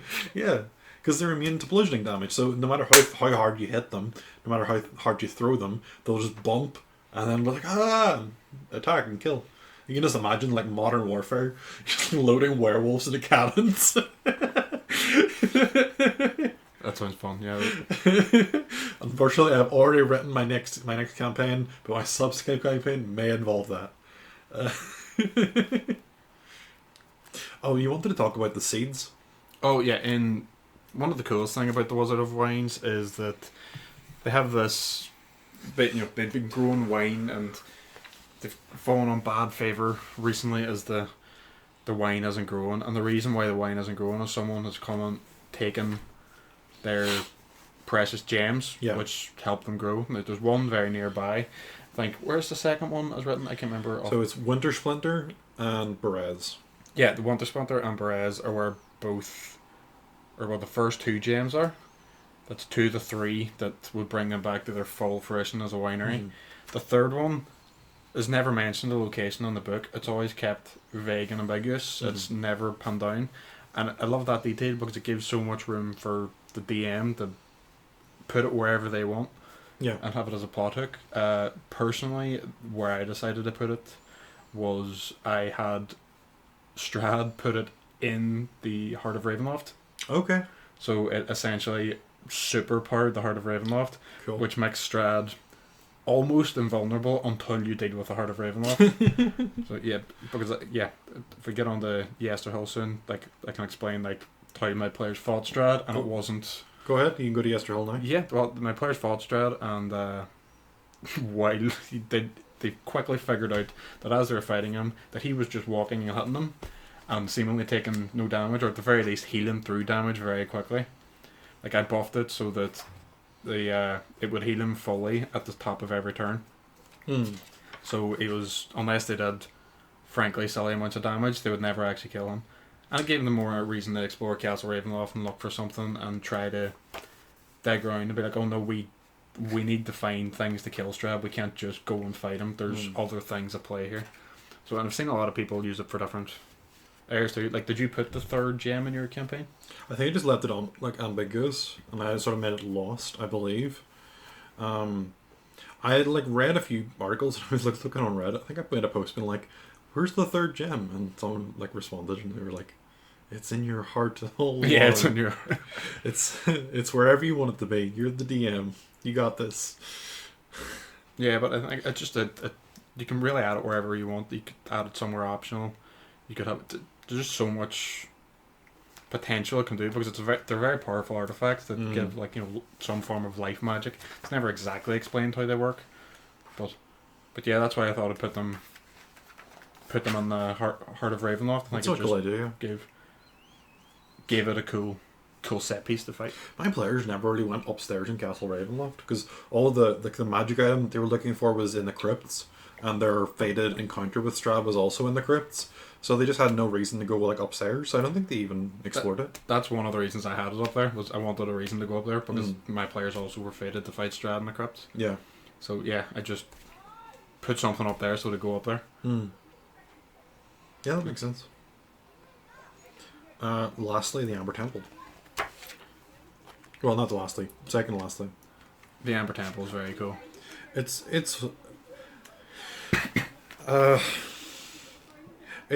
problematic in that some of the encounters are just unfair, like especially against what do you really call those flame skulls? The flame skulls, yeah. Yeah, like they just walk down a corridor and then there's like 3 fireballs that are just cast on them. My players went from like full health, thinking they're big shots, strutting down the corridor to cowering for their life. Some of them making death saves. Yeah, you know, very scary. And it's not a big thing in my campaign, which we'll get on to discussing. It's where you encounter those flame skulls in that very corridor, or there's 3 of them. There is a dead mage with a staff that is cursed. And the staff that has a curse on it specifically gives the player the flaw that they desire power above all else. Now, if you're in the Amber Temple and you get cursed with something that gives you power above all else, that is very dangerous. A lot of scary things in there. So, yeah. And also, there's a lot of things in that area, like the room with the statue that has the enthrall spell on it, I believe, or whatever the spell is called. Yeah, I've got the flaw here. I crave power above all else and will do anything to obtain more of it.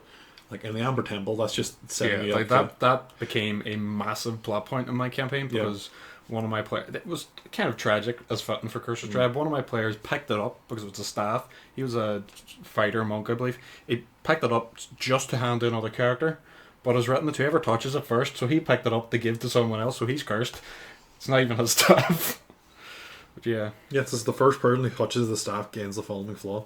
So even if you're just like passing it to someone, like you said, it's like, I don't know. It's not, to me, that's bad game design. Like, to me, if you attune to it, maybe. Yeah, no, I agree. It's definitely bad game design, but it was a big swing. Yeah, in our campaign, and it was a big narrative moment. Did any of your players take any of the deals with the Amber Sarcophagus? Yes, specifically the player who got cursed. Okay. So it was. So the rest of them didn't. They were too afraid of it. Yeah. Yeah. Well, he made a deal with the vampire. Like his whole deal was there to kill Strahd and overthrow Strahd. So he made a deal with the vampire, and it was like, well, I know Strahd's been going on about potentially having someone to usurp him and replace him. So he kind of went down that route and started to lead. Well, maybe I'm gonna be the vampire. He didn't let us know that. He didn't let me know that either. But that was his thinking the whole time. So it was. But yeah, he made a deal with the vampire. Did he have to kill someone to seal the pact? Yes and no. The way obviously it's very difficult to kill a player character in D&D.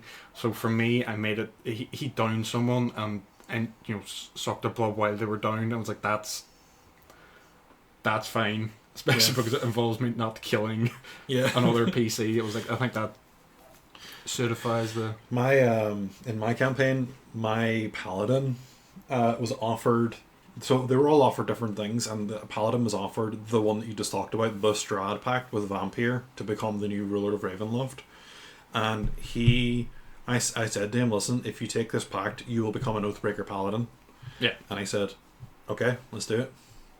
So he did it, and then in like we called it a group bonding session where they're just sort of having like a role play session just to sort of like prepare themselves for battle or whatever because they're about to hit their ass in Ravenloft.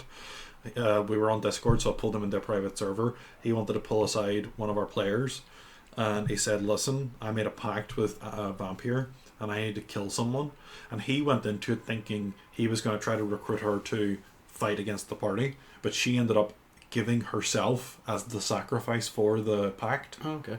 And then after the fight with Strahd, Strahd was like downed, and they did the whole thing with like the stake and imprisoning him, and then they just sort of turned to each other and said, "Are you ready?" And they said yes, and the paladin killed her, and he became.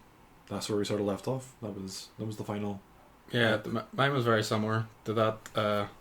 Apart from it was a lot more of the moment and much more of a betrayal. So it was like I said, they fought Strahd and they're all really low and weak at the end. My player who had that pact with the vampire turned around to one of the other players as they're discussing, they were having this roleplay moment, and he goes, "Yeah, well I attack you with my whip." And the player hadn't let me know that he was going to do this. Folks, let your DM know. I had a feeling, so it was just like, just after they kill Strahd, being like, right, how am I going to adjudicate this? Yeah. I was like, I kind of just had to let it happen. The rest of the players were not happy in the moment. I think it worked out then. How we wrapped it up. It went well, but Yeah. it was. There was also genuinely the potential that player could have TPK'd the rest of the party because they were that low. It was a few dice rolls off happening, but yeah. To get back to Amber Temple, that's just one of the dark powers on there, and that has those things. There's also potential to become a lich, or have the secrets to lich them. Yeah, but you need to be have a level 9 spell active or something, don't you? Yeah, I think I think to fully achieve it, yeah, you do. But I think you can also get True Resurrection in there as well, I believe. I think that's what Casimir is in Amber Temple looking for his plotline. I don't have time to read through all these. Yeah, there's so many. But if I remember correctly, in order to become a lich, you have to be either be able to cast 8th or 9th level spells, and you have to be a wizard. So there's these prerequisites. So basically, it's never going to happen for any of the players because the highest you're going to get in this module is level 11 or so. Yeah. So, but it is nice that there is now at least a canon way of how someone can become a lich. Because I've always wanted to become a lich. Yeah, no, it's cool. One of my players was looking at that, even though they couldn't have. Buy the book, they didn't have it. They were really eyeing it up. They really wanted to do it, but were just too afraid to. I was like, I probably would have let them actually do it because why not? I had we were meant to be running at one point. What's it called? The Out of the Abyss. Yeah, and we were going to run it as an evil campaign because I had heard a YouTube channel called WebDM. They ran it as an evil campaign, and I made this character who was like a necromancer, and I made it clear to the DM, and I was like, listen, if we're doing a proper evil campaign, I eventually want to try to beseech Orcus to let me become a lich. That is my goal. I've always wanted to become a lich. I'm notorious. I always play wizards because I know too much about the game. Yeah. And in this case, I've always wanted to become a lich, even since my first character. I was always in the back of my head. I was like, oh, I don't want to become a lich. Undead, and I know they're evil, but still. Yeah, definitely. I think for me, there was also one of the I mentioned earlier that I made a mod to the lore about one of my players having a connection to a kind of son of Strahd. They were that child was essentially encased in one of the sarcophagus in Amber Temple, almost as a backup for the dark powers. They kept this child as a backup in case they needed some other form for Strahd. Yeah, essentially. So that's cool. And then, but they broke that baby out. So it was a cool moment, that there. But yeah, also I like Exithant. There was a character because really a friendly lich that just has he's like a curator of a museum almost. I think that was really cool, like that vibe. Yeah, I like it. The only thing with the sarcophagus is every time you accept a non-evil creature accepts a dark gift, it must make a DC 12 charisma saving throw. If the saving throw fails, the creature's alignment changes to evil. I didn't do that because I didn't know. Yeah, though I knew that was a thing, but I'm not a massive fan of alignment. Yeah. So I didn't really. Yeah, and it says It says the a character who turns evil becomes an NPC under the Dungeon Master's control, although the DM can allow the player to continue playing the evil character. I didn't read that because I'm a bad DM. But basically, I thought that the only drawbacks were the ones that you were told about, and I ended up doing that. And when I realized about halfway through, after giving out like 2 different Amber Sarcophagus gifts, I was like, "Whoops! Let's just pretend that doesn't exist." So, Yeah, but plus, as I said, the only player of mine who actually did take them role played it well and made the change of their character appropriately anyway to kind of make it fit. yeah, So, yeah, it worked out that they kind of did that. I don't like forcing players' alignments. I think it's a bit archaic personally. yeah. Just rather let the players figure it out for themselves, and hopefully they can naturally. Yeah, Come up with reasons. like this is more like a general thing, but to me, alignment makes sense when you're thinking about like the cosmic scale, where Yeah. it's like there is a plane of chaotic evil and there are demons there. Yeah. If you're playing Planescape, alignment's very important. Yeah, but like most people might call themselves good, but most characters are just neutral. Yeah, that's Like, and let's be honest, because it's our D&D group, so they're most likely just chaotic neutral. Like Because some it of them works. might like fight for something in particular. Some of them might believe that they're fighting for something, but the way characters play is most likely chaotic neutral. yeah, no, definitely. I agree. And there's nothing wrong with neutral.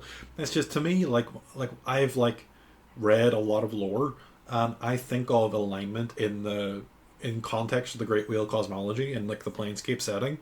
And to me, unless you are like, if you're an Aasimar, fair enough, you can be good. If you're a Tiefling and you want to be like role playing as an evil character, then fair enough. I've had players like that before, and it worked out great. But for me, most characters, they might skew good, or they might view themselves as good, but they're not good as an angel. Yeah, no, definitely.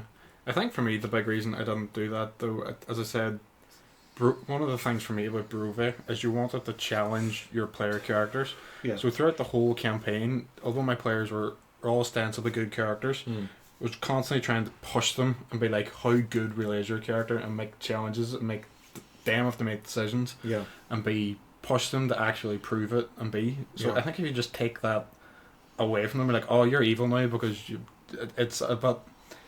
You lose some of that role play, that tension that I think is in the whole module, just kind of goes out the window if you use it. So I don't really think it's worthwhile. I wouldn't recommend doing it. Yeah, that makes sense. Yeah, it's sort of like it's one of the problems with D&D is it's got so much baggage. Yeah. From like older editions where I mean, it depends on your group. That's Yeah. like, some people love that stuff. My group is they kind of like the whole aspect of the game. Like, they like a good mix of role playing and combat. So yeah, I'm as a DM, I love combat, and I'm not as good at role playing as my party. Like my party's really good at role playing. I'm like, I don't know, IRL I've got like a charisma of maybe like 8. Maybe at a push. But with advantage. Yeah, well, maybe with advantage. Yeah, I got a minus modifier to my charisma. I'm just gonna put it that way. Yeah, but sometimes just like, I don't know, I was running a module which is like based in the Feywild, and the module describes how like these like elites are like talking their way around the characters, and I'm like, there's no way that I can talk my way around my characters because they are master bullshitters. Yeah. They're just so good at just like worming their way in places. They come up with a story and they just sort of like blag their way through it. They love it. I enjoy it, but I'm just not as good at role playing as them. So I just, Yeah, no, definitely. That's the cool thing about, especially in this module, as you said, there's so much aspects, so much opportunities for roleplay. It just lets people bounce off each other. Like, I know, like in the module, I tried to make sure I did a good voice for Strahd, really honed it. And most of my players don't do voices when they play, but I think because I did that, like, it gave my players license to try it, and throughout the campaign, slowly but surely, some of them started to do voices or start to pick it up, and it became more of a thing. So I think it's just D&D in general, but especially this campaign, don't be afraid to like let yourself really get into it. It just adds a bit more spice. there's this thing where my players have told me they don't choose a voice for their character because they don't want to get too attached to it in case it dies. Yeah, that's fair enough. But also, that's, you should be attached to your character. It should be heartbreaking when it dies. That's what happens. Yeah. I don't know. It's just like with Curse of Strahd, you're told that it's deadly and you're told that it's dangerous, so you might not want to like it too invested in any Yeah, one no, character. that makes sense. I understand that completely. Yeah. But yeah, be careful giving your players dark powers. That's the lesson from Amber Temple. So just be careful. Yeah. I don't know. Do you think up front you should tell your players that there's a DC 12 Christmas save to not be turned evil, or that should be a surprise? If you choose to run it, I think you should let players know. If you choose to do as the book says, especially if you're going to take control of them, you should 1000% let your players know before you commit it. Yeah. I think you should probably tell them if they're like just in the moment of making it, be like, look, before we do this is what's going to happen. And I think that's absolutely fine if they're like, no, do you know what, I don't want to do that. You know, it's their character at the end of the day. Yeah. They should have control over it before you do. So if you want to roll with that, if they're okay with it, do it. If they're not okay with it, don't do it. It's like the biggest thing in D&D is just make sure your players are okay and consent to the things you're doing. Especially in this campaign, there's a lot of dark stuff. Yeah. Probably should have said it at the start, but give them, you know, make sure your players are okay with it. Do a session 0, Exactly. give them like information about it. Yeah, it's the only time I've ever had to give a genuine content warning for my players is this campaign, because it's got everything on it. So, like, if you can think of a reason for a content warning, it's probably in Curse of Strahd somewhere. So, yeah. I guess that's the end of Amber Temple. The last thing in the book is, well, before the appendixes, is the Werewolf Den. My players had like heard of this, and they were just sort of like, I guess I'll go explore it. It's actually a lot more complex and interesting than I think it could have been, because it's basically like a political intrigue. It's almost like, I know there are werewolves, but it's kind of like a court. What's the word? Like a court politic-y. Yeah, they're like vying for control of the group and what they stand for, and there is interesting dynamics going on with the characters there. Is it court of intrigue is the term? Yeah, like I know what you mean. Yeah, it's a courtly intrigue, so it's it's almost like political, and there's these different like factions, but not just factions in muscle, factions in ideology. So there's Kirill, Emil, and Zuleika as being the potential leaders of this werewolf pack, and one of them basically wants to have the children they kidnap fight to the death until one survives, and then he be inducted into the werewolf pack, whereas the other one thinks that it's kind of like a quantity versus quality kind of argument. And then Zuleika is sort of like a bit neutral on this, but she doesn't want to lead, which if your players sort of push her arm, then she can lead.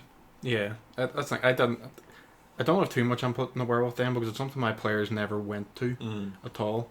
Mainly because I think unless you use the hook to get them under Barovia, where the ties under them, there's not really much there. I think they can attack Van Richten's tower. Yeah. So they can, and I know my players did actually find the werewolf that is locked up in Castle Ravenloft. Okay. But again, they found that very late in the game when they were basically going there to kill Strahd. Yeah. So at that point it was too late. Even when reading it, that part of the book just didn't really jump out at me. It was kind of one of those things. If it came to it, I would, if my players kind of showed an interest in going that direction, would have happily done it. But it wasn't. I didn't push them there. It was probably the only location in the book I was like, I'm fine if we don't go there. Yeah, if I remember correctly, the way I like first hinted at it was that I had there was like a random table for random encounters as they were rolling, like working their way down a road, and I was like, you know what, these commoners that they find are going to be carrying a werewolf like on a stick. You know what I mean? Like they're holding like a big thick log carried on over their shoulder across two people, and there's like a werewolf tied up, bound, like what's that called? Hogtied. Yeah. Hogtied to this, like dead, tied up to this, and they sort of had a conversation with them, and they found out that there were these werewolves that were hunting down children and capturing them and taking them, and that was their sort of like clue to head into it. I don't think it was actually in the module. I just sort of like threw it in there because I was like, I haven't explored here. Let me give them some hooks. So yeah. Yeah, again, I don't think it's a great there. It just depends. If maybe your players really like werewolves, it's a cool thing, but I think our players just like courtly intrigue. Yeah, definitely that too. Yeah, you know, it's like it is werewolves, but I think it's more just like who should be the leader of the pack. It's like a faction disagreement. There's I don't know. It gives you, as you said, like a link to Castle Ravenloft, where one of the leaders, the potential leaders, is like locked away in Castle Ravenloft. It's interesting. I think if this were just a human, encampment, I think it would be more interesting. I think the fact that the werewolf sort of like takes away from it, plus the fact that this is one of the lower level encounters. Let me quickly scan and see what level it is. I don't remember. Yeah, and it's also quite out of the way. It's quite out of the way, but also my players again reached it because they were so delayed in finding Van Richten's Sire and Esmeralda and so on. They didn't have silvered weapons, so a lot of the werewolves were resistant or immune to their damage. Yeah. So that was quite difficult for them. It was just a lot of like the marshal just being meat shields and expecting the spellcasters to carry the damage from. Exactly. Yeah. So yeah, that's the Werewolf Den. That is me. Is there anything else you want to talk about? Or? I think the big thing, that the elephant in the room that you should probably talk about, is the boss fight with Strahd. Yeah, it's a very, especially in the Curse of Strahd community, it's a big talking point. Being like, how is Strahd weak? Is he powerful as written? Should you buff Strahd? Should you even add like an extra boss at the end after as a popular thing? A lot of people mod on the Dark Power Vampire boss at the end. Yeah. Don't do that. I think it's stupid. Strahd's in the name of the Yeah. book. Make Strahd the last boss. It's not called Curse of Vampire. Yeah, exactly. I actually think Strahd, as written, is for level 10 characters, can be a perfectly difficult fight. Yeah. If you play him as someone who runs and hides. And obviously, like any good D&D boss, Strahd shouldn't fight alone. Have him fight with his brides. Have him fight with Rahadin. Mm-hmm. In mine, I mentioned Polymorph earlier. I had Strahd, Polymorph, Rahadin, and I used a stat block of a T-Rex, but it was essentially like had him be like a Prequelici, which is like this Eastern European kind of werewolf Varkalak thing. Okay. So they had to fight that, and they had to fight the three brides, and they had to fight Strahd, and Bucephalus was also there, like moving away and kicking them. So it was a very difficult fight, especially in the catacombs, which is so tight. So yeah, my fight was also in the catacombs, and Strahd did the same thing that I described in the previous one in Vlaki, where he was using a lot of like battlefield control spells like Gust of Wind and Fog Cloud and Greater Invisibility to just obfuscate and obscure himself and to like make it difficult for them to even reach him. Yeah. He has he's lots of very powerful abilities. He can summon creatures like wolves or bats. He regenerates. He's got all the vampire stuff, vampire weaknesses and all that sort of stuff. He's a Tier 15 monster, which is a fair challenge for level 10s. Like if your players are dumb enough to go up against Strahd earlier than that, maybe do lay off a bit on the extra NPCs like supporting Strahd. Yeah, it depends on the level. Depends how smart they are. Like my players are, I'd say they're fairly competent D&D players. They're not min-maxers. They're not they're not going to metagame the hell out of it, but they know how to play the game. They know what they're doing. So I needed to make it tough, make it a bit beefy for them. But yeah, I also think the biggest thing, Strahd, by the lore, Strahd was a general. He was a master tactician at war. He's not stupid. Play him smart. Like I had, before I did the fight with him, I made the commitment that whichever character in the party gets downed first, Strahd will go over them and finish them immediately. He will just bite them and kill them off. Doesn't matter who it is. I'm deciding this before the thing starts, so that just whoever goes down first, that'll happen. Turned out, luckily for the party, that was Esmeralda. But it could well have been an NPC or one of the PCs, I should say. So have Strahd have him be cocky, have him be smart. Like I think Strahd's weakness that the players end up fighting off for me was that as they started to get low, Strahd starts to get a bit cocky and starts to play with them a bit more, which gives them an opportunity to get in at them, because by this point in the campaign they've the Sun Sword and Amulet of Ravenkind, like they can do some holy damage on them if they want to. And I think it ended up being my fighter, the fighter monk in my campaign had this like, they're essentially playing Trevor Belmont from Castlevania. He had this like holy whip, so they were like whipping Strahd and I ended up killing him with a whip, which I thought was really cool. So it worked. So yeah, yeah, just play Strahd smart and like you don't need to buff him. You don't need to do some stupid thing. Just be clever with how you play around them. I think you made a pretty good summary. One thing I just want to say is, do you know what the curse of Strahd is? The curse of Strahd is the friends we make along the way. And with that, no. So this is like never explicitly said, but to me at least, the curse of Strahd is that he is stuck here the same way that you are. Oh yeah, no, it is. It's the I wouldn't call it this tragedy of Strahd because he fully deserves everything he gets. Yeah. It's not a tragedy, but he is bound to this place. Like it's especially as the book as written, is that even when you kill Strahd, he will eventually come back. The dark powers of complete control over it is tied to the land. Like even if like in my campaign, like one of my PCs did kind of become the ruler of Barovia in his stead, it's still saying he'll come back. So yeah, it is. He's tied to it, and it's fate, and he wants out, and it's kind of a miserable, lonely existence for him. And that's, yeah, it's his curse, but I view it more as his penance, I suppose. It's his Interesting. It's his trial. I'm going to pull up the Yesterhill thing, because there's a really lovely moment where Strahd is at Yesterhill, and he's looking out over... Yes, I know the moment you're talking about. Let me see if I can find it.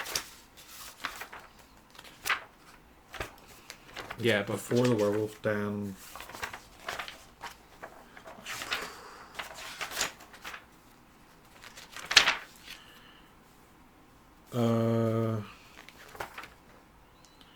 It's not a special event. Where is it? Anyway. there's like an illusion of like Barovia as it was before, I believe. Yeah. Okay, let's I can overlook and see. He kind of knows what he's lost, and like I had Strahd up upon Yesterhill for that moment, so that the players could kind of see that was a special place to him as well. So Anyway, I can't find it. yeah, We can pause the video if we want, but it's not really... It might be a nice wee closer. I'm going to go to the front and look at the index. It is Yesterhill, page 197.